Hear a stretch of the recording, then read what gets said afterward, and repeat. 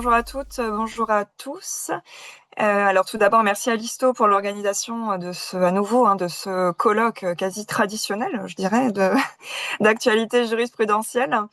Donc pour ma part, je suis très contente d'inaugurer la matinée sur le thème de la vie personnelle et la vie professionnelle du salarié. Alors pourquoi pas l'articulation comme proposait Catel, parce que les jurisprudences qu'on a eues de la Cour de cassation sur la fin de l'année dernière, principalement, et un petit peu le début de cette année, porte plutôt justement sur ces notions, la notion de vie personnelle et de vie professionnelle du salarié. Et en particulier, d'ailleurs, j'aurais peut-être pu enlever la vie professionnelle, c'est bien la notion de vie personnelle qui nous intéresse, mais pour la distinguer justement de celle de vie professionnelle. Et on va le voir également de celle de vie privée aussi. C'est quand même plutôt là que se fait la nuance. Donc, vie personnelle, vie professionnelle du salarié, quel est l'enjeu? Alors, dans les affaires qui ont donné lieu à ces jurisprudences de fin donc de l'année dernière et début de cette année, on est toujours sur un enjeu assez classique, de savoir si le licenciement est justifié, en particulier ensuite si la sanction du licenciement injustifié serait un licenciement sans cause réelle et sérieuse ou un licenciement nul. Ça va être justement la nuance qui est apportée à partir des arrêts du 25 septembre 2024. Alors, le principe, vous le connaissez très bien, toutes et tous, un motif tiré de la vie personnelle du salarié ne peut justifier en principe un licenciement disciplinaire, sauf s'il constitue un manquement de l'intéressé à une obligation découlant de son contrat de travail. Donc là-dessus, rien de nouveau. La sanction, donc entre guillemets, la sanction de l'employeur, c'est donc un licenciement qui est requalifié sans cause réelle et sérieuse. Et on a eu à ce sujet donc un arrêt assez classique aussi, rendu le 26 mars 2025, où, alors pour s'arrêter un petit peu sur les faits, parce que ça toujours un peu fun, les faits de ce genre de jurisprudence, je trouve. Donc, quoique, cette affaire-là était peut-être la moins rigolote. On avait un salarié donc qui avait été licencié pour avoir demandé avec insistance des explications à une collègue quant à leur rupture de relation amoureuse. Donc, on était sur un dépit amoureux. Dépit amoureux avec effectivement le dépité un peu tenace. Il était membre du comité directeur de l'entreprise et le faisait valoir assez lourdement donc auprès de son ex-compagne. On ne sait pas trop dans quel but. Était-ce pour l'impressionner ou était-ce au contraire pour faire planer une forme de menace sur ses conditions de travail? Toujours est-il que pour le salarié, c'était souffrance au travail, que la médecine du travail a été mise dans la boucle, ainsi que l'inspection du travail de mémoire. Et donc, on est bien sur un motif tiré de la vie personnelle, dans le sens où c'est la relation amoureuse hors du travail entre ce salarié et sa collègue qui était en cause. En revanche, ça conduit à un manquement de l'intéressé à une obligation découlant de son contrat de travail, puisqu'il a finalement commis des agissements qui ressemblaient quand même à s'y méprendre à du harcèlement envers une autre collègue. Donc exemple, voilà, motif tiré de la vie personnelle du salarié. Alors pour autant, c'est une collègue, il y a un lien avec le travail, mais ça reste lié à sa vie amoureuse. La Cour de cassation nous dit également que le motif tiré de la vie personnelle du salarié, lorsqu'il constitue un manquement à l'intéressé à une obligation découlant de son contrat de travail, peut donc justifier un licenciement. La Cour de cassation nous dit aussi qu'un motif tiré de la vie personnelle du salarié qui crée un trouble objectif à l'entreprise, cette fois-ci, peut justifier un licenciement, sauf que ce licenciement, à la différence de lorsque ce motif tiré de la vie personnelle constitue un manquement au contrat de travail, là, dans ce cas-là, le licenciement sera non disciplinaire. Donc, licenciement disciplinaire lorsque c'est un manquement de l'intéressé à une obligation découlant de son contrat de travail. Licenciement non disciplinaire lorsque ce motif tiré de la vie personnelle du salarié crée néanmoins un trouble objectif à l'entreprise. Donc là, on est sur, on va dire, la jurisprudence telle que, dans la continuité sur laquelle la Cour de cassation n'est pas revenue. Et on arrive à deux arrêts assez retentissants qui ont été rendus le 25 septembre 2024.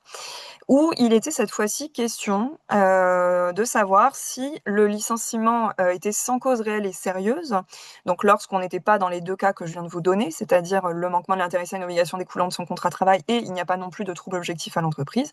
Dans ce cas, si on a un motif tiré de la vie personnelle du salarié, qui est utilisé pour le licencier donc de manière injustifiée, est-ce que c'est un licenciement sans cause réelle et sérieuse ou est-ce que c'est carrément un licenciement nul et il a fallu distinguer.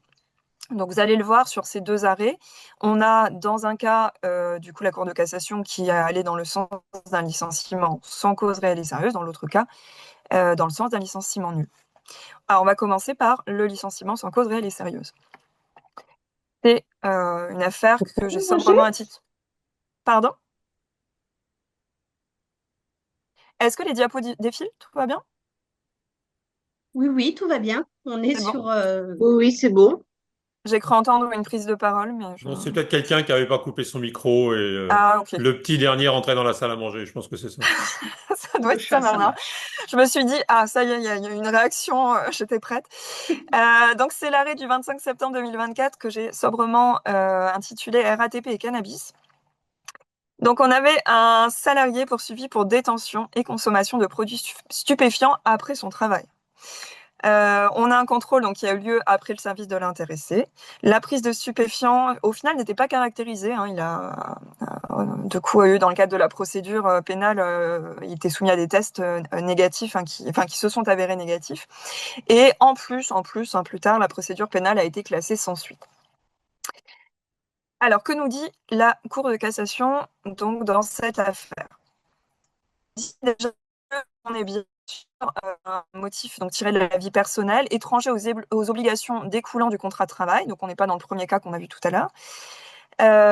Donc le motif de la sanction était bien tiré de la vie personnelle du salarié, sans toutefois relever de l'intimité de sa vie privée. Donc on a une distinction là, qui s'opère, de sorte que si le licenciement était dépourvu de cause réelle et sérieuse, il n'était pas atteint de nullité en l'absence de la violation d'une liberté fondamentale.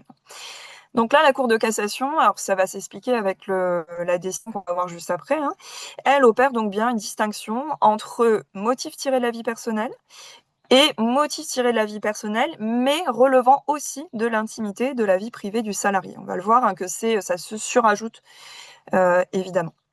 Donc, si on devait raisonner en termes de cercle concentrique, hein, on pourrait dire qu'on a le motif tiré de la vie personnelle qui est plus large, et au sein des motifs tirés de la vie personnelle, il y a une catégorie particulière qui sont les motifs relevant de l'intimité de la vie privée. Alors, on pourrait se dire, dans le cas qui nous occupe, donc cette consommation, en tout cas supposée, de produits stupéfiants, en tout cas détention avérée par le salarié hein, de produits stupéfiants après son travail, alors pourquoi ça relève de la vie personnelle et pas de l'intimité de la vie privée? Donc là, il y a, on peut, alors, comme la Cour de cassation ne précise pas, hein, on va le voir, il y a eu quand même quelques éléments qui ont été donnés dans les jurisprudences postérieures.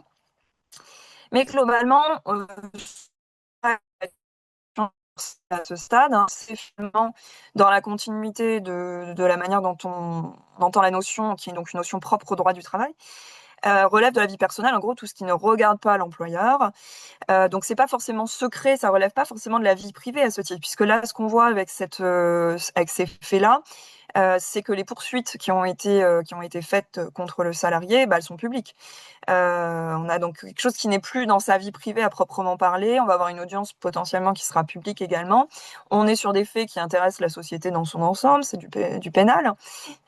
Et pour autant, donc c'est pas secret, ça relève pas strictement de la vie privée, mais par contre, on considère qu'il faut que ces faits, hein, ce comportement du salarié soit mis à l'abri de l'ingérence de l'employeur. Ça ne regarde pas l'employeur, ce n'est pas en lien avec le travail. Et donc, l'employeur ne doit pas pouvoir utiliser ces éléments-là contre le salarié. Et en particulier, évidemment, pour prononcer une sanction disciplinaire. Donc voilà pour cette affaire. On va de façon préciser hein, ces notions. En tout cas, à ce stade, on voit voilà, se dessiner à la question assez classique de des poursuites pénales. Ensuite, on avait le deuxième arrêt rendu le même jour. Cette fois-ci, on est dans le cadre d'échanges pornographiques entre collègues. Alors, la cour d'appel donc, avait déclaré le licenciement nul pour atteinte à la liberté d'expression. Donc, on a vu juste avant, on est sur un licenciement sans cause réelle et sérieuse. Là, la cour d'appel donc nous dit on est sur un licenciement nul puisque on a des échanges pornographiques entre collègues alors qui sont intervenus sur la messagerie professionnelle. Donc, on est sur des petits échanges sympas sur le chat de l'entreprise avec des images également. Voilà, c'est beaucoup plus rigolo. Et la Cour d'appel relève qu'on avait, ceci étant, pas d'abus dans l'exercice de cette liberté d'expression, pas de diffamation, donc le contenu des propos n'était pas diffamatoire. On n'avait pas de personne particulière visée, en particulier de sexe féminin, une collègue. Pas de harcèlement sexuel, a priori. Donc la Cour d'appel se contente de qualifier ça de blagues et commentaires humoristiques, vulgaires et graveleux. Donc, liberté d'expression. Les arguments de l'employeur, donc qui avait donc formé le pourvoi, on a quand même un salarié, donc le salarié qui était auteur, enfin en tout cas moteur des échanges entre collègues, était cadre dirigeant. Donc avec un haut niveau de responsabilité, on avait donc une diffusion qui était faite par le biais de la messagerie professionnelle. Donc pour l'employeur, on avait du fait de cette diffusion par la messagerie professionnelle des mails rattachables à la vie professionnelle. Ça, on va y revenir. On avait également donc des échanges, les fameuses blagues et commentaires humoristiques vulgaires et graveleux étaient adressés à au moins un subordonné. Donc on peut imaginer que même si celui-ci ne voulait pas forcément être destinataire, il était peut-être peu enclin à faire savoir à son supérieur hiérarchique qu'il allait trop loin. Donc ça a créé une ambiance un peu bizarre dans la boîte, on peut imaginer. On avait également, donc selon l'employeur, des propos ou échanges qui étaient clairement attentatoires à la dignité de la femme.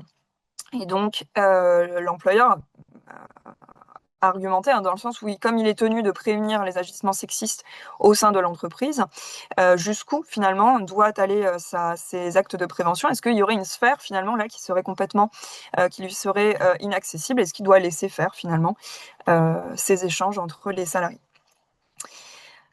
Donc on voit que ça pose, au-delà de la question, là pour le coup, de la sanction, de ce qui relève de la vie personnelle ou de la vie privée, du salarié, ça posait aussi plus généralement aussi des questions sur, la nature, de ces éléments et notamment comment devait le traiter l'employeur dans le cadre de son obligation de sécurité, en particulier de prévention. Alors du coup, la Cour de cassation, alors je passe, je vous ai mis les attendus sur les diapos, comme ça quand on fera circuler le support, vous aurez un petit peu tout sous les yeux. Donc déjà, la Cour de cassation se base sur l'article 8 de la Convention de sauvegarde des droits de l'homme et des libertés fondamentales, article 9 du Code civil. Et en fait, elle va se détacher de la liberté d'expression sur laquelle s'était basée la Cour d'appel pour aller cette fois-ci sur la notion de vie privée, de respect de l'intimité de la vie privée, on va pas avoir le temps de développer la nuance entre intimité de la vie privée, respect de l'intimité de la vie privée, d'autant plus que la notion n'est pas toujours très claire. En tout cas, ce qui est sûr, c'est qu'elle découle de ce droit au respect de l'intimité de la vie privée pour la Cour de cassation, le respect du secret des correspondances. Donc l'employeur ne peut dès lors, sans violation de cette liberté fondamentale, utiliser le contenu des messages personnels, si on va y revenir, émis par le salarié et reçus par lui grâce à un outil informatique mis à sa disposition pour son travail. Alors, la Cour de cassation va même plus loin, elle nous dit donc que le caractère illicite du motif du licenciement entraîne donc à lui seul la nullité du licenciement, même si finalement le motif de licenciement si le licenciement est fondé même juste en partie sur le contenu de messages personnels émis par le salarié grâce à un outil informatique. C'est-à-dire qu'on peut imaginer avec cette formule, alors ça n'a pas été reprécisé depuis, que même s'il y avait eu d'autres agissements qui, eux, pour le coup, étaient sanctionnables mais ne relevaient pas de la vie privée ou de la vie personnelle du salarié, qui avait concouru avec d'autres, et parmi eux justement ces échanges sur la messagerie professionnelle, eh bien il suffisait finalement qu'il y ait une atteinte à une liberté fondamentale dans l'un des motifs de licenciement pour que ça entraîne la nullité du licenciement. La Cour de cassation donc poursuit un salarié donc licencié pour faute grave, notamment donc en raison de propos échangés lors d'une conversation privée. On va revenir aussi sur cette notion de conversation privée avec 3 personnes au moyen de la messagerie professionnelle installée sur son ordinateur professionnel, mais dans un cas donc strictement privé, sans rapport avec l'activité professionnelle. Cette conversation de nature privée, donc c'est là on va s'intéresser au contenu, à la nature des échanges, n'était pas destinée à être rendue publique, ne constituait pas un manquement du salarié aux obligations découlant du contrat de travail, donc le licenciement, est insusceptible d'être justifié. Il est atteint de nullité puisqu'il porte atteinte au droit au respect de l'intimité de la vie privée du salarié, qui est donc une liberté fondamentale. Donc on voit ici qu'à la différence de la vie personnelle du salarié, avec la vie privée, on est sur une atteinte à une liberté fondamentale. Une liberté fondamentale, donc la vie privée, qui appartient au droit de la personnalité. Au niveau des sources, d'ailleurs, on a certes le Code civil, mais on a aussi la Convention de sauvegarde des droits de l'homme et des libertés fondamentales qui la consacre. Et le secret des correspondances obéit globalement au même régime. Alors, quelle est la différence à ce stade entre l'affaire qu'on a vue juste avant, le cas donc de la RATP avec la consommation là, de produits stupéfiants et ces échanges pornographiques entre collègues? On voit qu'ici, on touche avec les échanges, la nature des échanges, c'est important, le contenu finalement des échanges, on voit, va influencer. C'est pas tant le fait que ça soit fait par la messagerie professionnelle, que ça soit identifié ou non par le salarié comme étant des échanges privés, c'est que le contenu des échanges touche aux mœurs en fait. Il touche aux mœurs, à la sexualité. On pourrait rajouter là-dedans tout ce qui touche à l'état de santé, aux pratiques religieuses, etc., etc. Dès lors finalement qu'on a ces éléments-là dans les échanges, fût-il fait par le biais de la messagerie professionnelle, on touche à l'intimité. Donc, on touche à ce qui est intime, on touche à la vie privée, et donc c'est là finalement que se fait la frontière avec ce qui relèverait uniquement de la vie personnelle. Et on voit qu'avec la dimension vie privée, intimité de la vie privée, on touche moins d'ailleurs pour le coup à la relation employeur-salarié qu'aux libertés fondamentales, droits fondamentaux des personnes. Et en fait, on applique exactement le même régime que pour n'importe quelle personne, protection contre toute ingérence extérieure, et l'employeur est une ingérence extérieure comme une autre. Donc on va creuser un petit peu cette distinction, la vie personnelle, l'intimité de la vie privée. Donc je vous disais, le droit au respect de la vie privée, c'est l'article 9 du Code civil, l'article 8 de la CEDH. Là où la vie personnelle, on est sur une notion qui est propre au droit du travail. L'enjeu de la sanction, là on le voit désormais, c'est savoir si on est dans le cadre d'une nullité du licenciement ou si on est sur un licenciement sans cause réelle et sérieuse, donc avec application du barème Macron. L'enjeu, bien évidemment, c'est celui-ci, c'est de contourner l'application du barème. Je pense que vous êtes assez coutumier de cette désormais fréquente stratégie. Donc la question qui se pose, c'est justement quel est le motif du licenciement. Donc on s'intéresse à pour quelle raison le salarié va être sanctionné. Il ne faut pas que ce motif soit tiré de l'intimité de la vie privée, et là on se heurte immédiatement à ce problème de définition.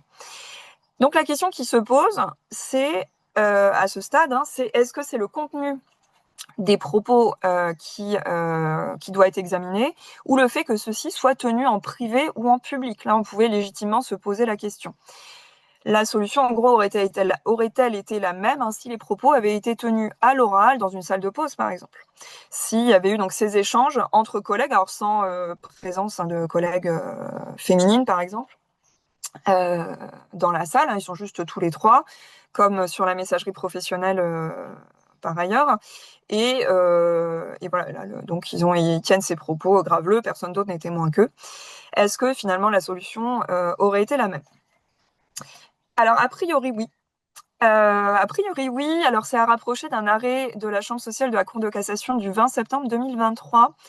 On était donc en présence d'un journaliste, donc d'une agence de presse assez connue, qui avait donc qu'on avait, en tout cas l'employeur avait considéré qu'il avait tenu des propos suite donc aux attentats du 7 octobre, clairement antisémites en ligne, donc sur Facebook pour le coup. Alors c'était sur je crois me souvenir que c'était sur sa page Facebook à lui, qui n'était pas entièrement publique, mais bon, il avait quand même une audience assez importante. La question se posait justement de savoir si, alors il se vantait en plus d'être justement journaliste, de connaître la situation parce que justement travaillant pour cette agence de presse. Et donc du coup l'agence de presse l'a licencié pour faute grave. Et pour autant, eh bien, la Cour de cassation a considéré qu'on était en présence de propos qui relevaient, qui relevaient de... Alors attendez, j'ai un doute d'ailleurs, vie personnelle, vie privée, il me semble de la vie privée, mais je suis prise d'un doute.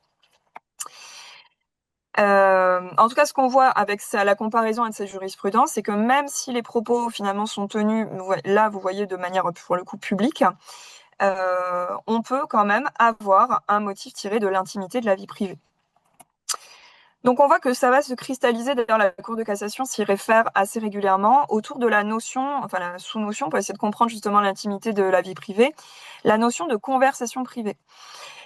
Et donc on voit que derrière cette notion de conversation privée, on s'intéresse plus au contenu qu'aux moyens de diffusion et le support sur lequel la conversation s'est tenue.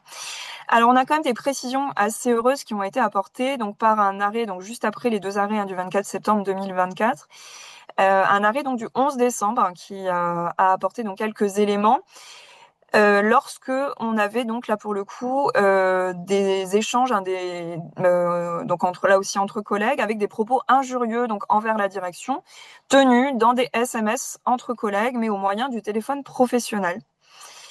Et là, pour le coup, la Cour de cassation a considéré qu'on n'était pas sur un motif tenant à l'intimité de la vie privée.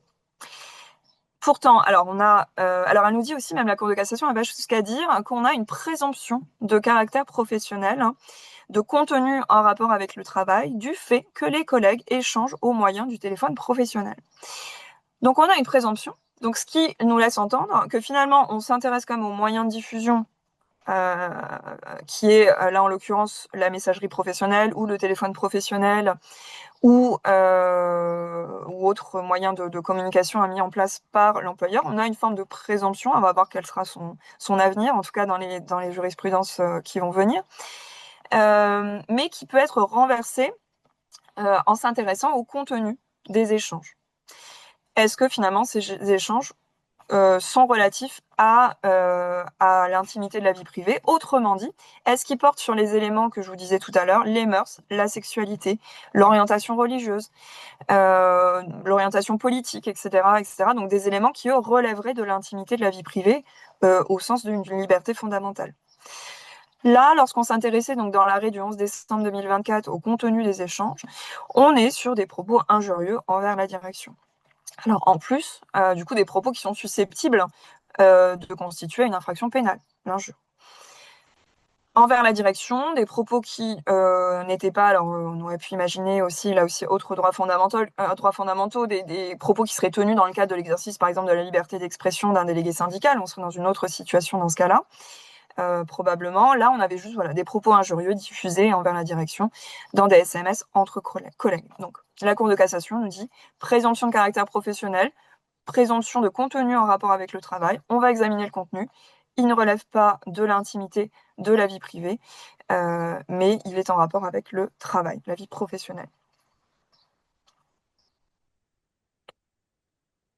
Donc voilà pour la distinction entre ces deux notions. On avait ensuite une question qui s'était posée, alors qui a été résolue depuis, la question de la preuve déloyale confrontée donc au droit au respect de la vie privée.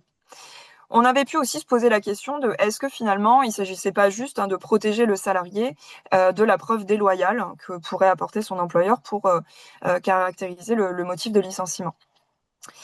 Là-dessus, on doit opérer du coup une distinction entre le mode de preuve et l'objet de la preuve. Est-ce que finalement le mode de preuve, la preuve déloyale, peut se justifier lorsque ce qu'on cherche à prouver, donc l'objet de la preuve, serait par exemple une faute particulièrement grave?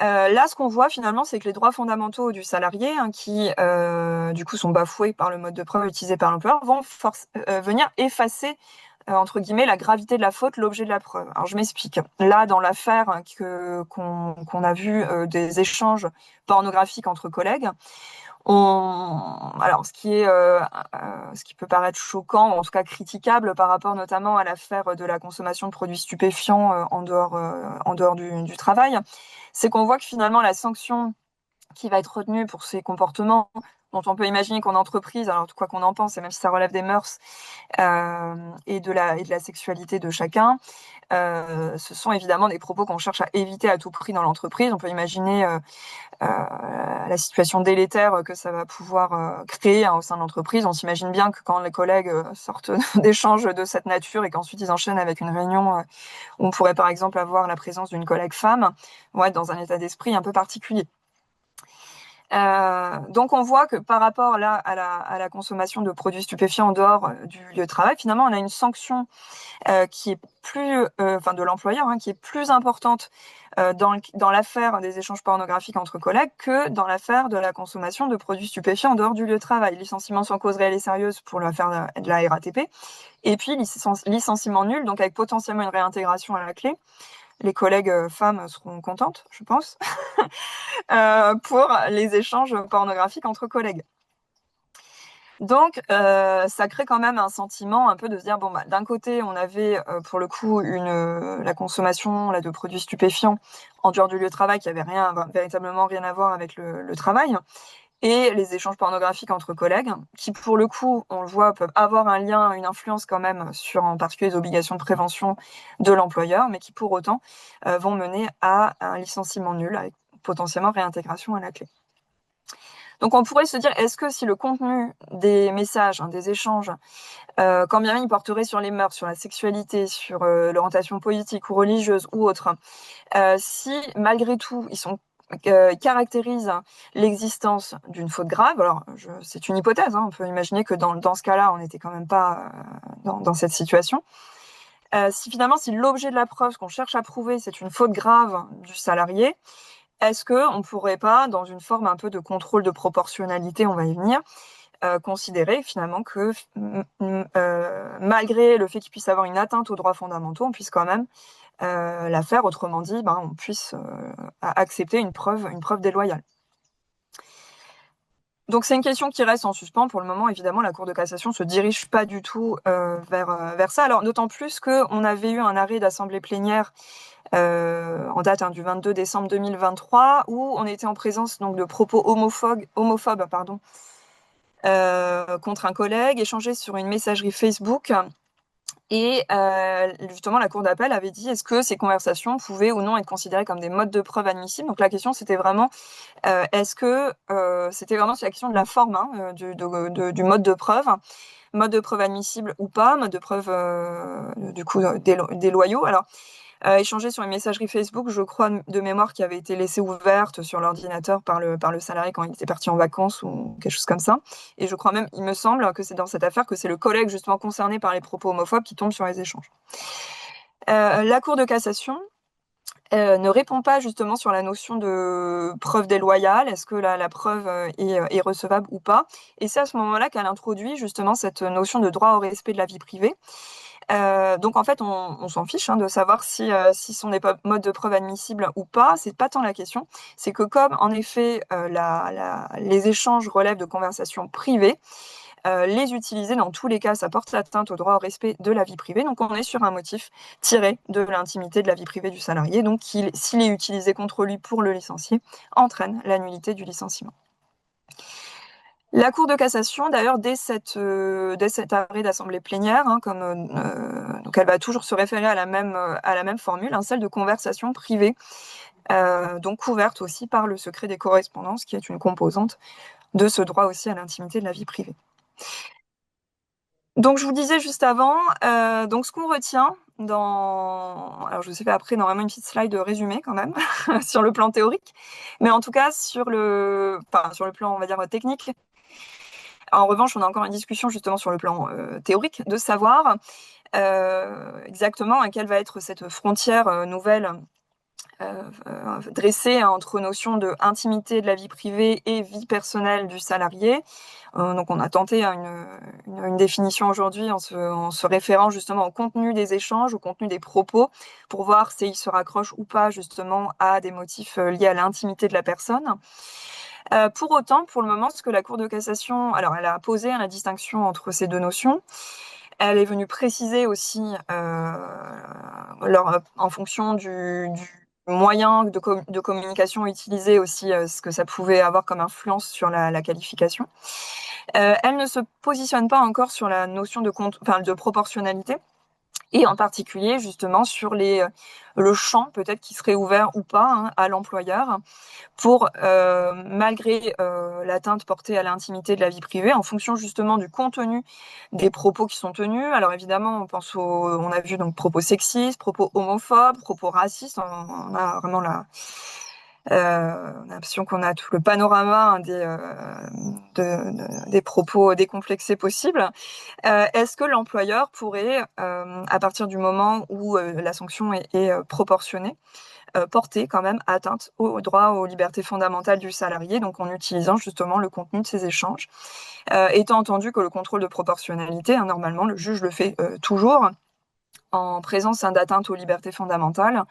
Il y a un certain nombre de cas dans lesquels l'atteinte aux libertés fondamentales est tout à fait admise, il faut juste qu'elle ne soit pas disproportionnée par rapport à l'objectif poursuivi. Donc on pourrait imaginer justement, pour revenir aux échanges pornographiques entre collègues, peut-être que pour mener son obligation de prévention, notamment des agissements sexistes au travail, est-ce que finalement ça justifierait une ingérence comme ça dans une conversation de nature privée entre collègues au moyen de la messagerie professionnelle? Donc pour le moment, elle nous dit que non. Est-ce que ça va évoluer? Eh bien, on verra. En résumé, donc, un motif tiré de la vie personnelle, ça n'a pas changé. Ça mène toujours à un licenciement sans cause réelle et sérieuse. On peut avoir un licenciement disciplinaire justifié lorsqu'on a un motif tiré de la vie personnelle, voire de la vie privée. Alors, je vous dis ça parce que, alors, en revenant un petit peu en arrière, dans la décision qui a été rendue, alors, est-ce que c'était le cas des échanges pornographiques ou de la RATP? Je pense plutôt les échanges pornographiques. Donc, le deuxième arrêt là, du 25 septembre 2024, dans le petit 8, le paragraphe 8, la Cour de cassation nous dit cette conversation de nature privée n'était pas destinée à être rendue publique et au passage ne constitue pas un manquement du salarié aux obligations découlant du contrat de travail. Donc on voit qu'elle semble, en tout cas dans cet arrêt, laisser la porte ouverte au fait qu'on pouvait avoir un motif tiré de la vie privée. Alors peut-être c'est juste une erreur de plume, mais j'extrapole complètement. Mais on a un motif tiré de la vie privée, puisqu'elle ne revient pas sur cette qualification-là, en l'occurrence, qui, s'il constituait un manquement du salarié aux obligations découlant du contrat de travail, pourrait éventuellement être utilisé. Il me semble que c'est ce que suggère ce paragraphe. Et donc, pour revenir à mon petit résumé, donc un motif tiré de la vie personnelle, voire peut-être de la vie privée, constituant un manquement au contrat de travail, pourrait justifier un licenciement disciplinaire.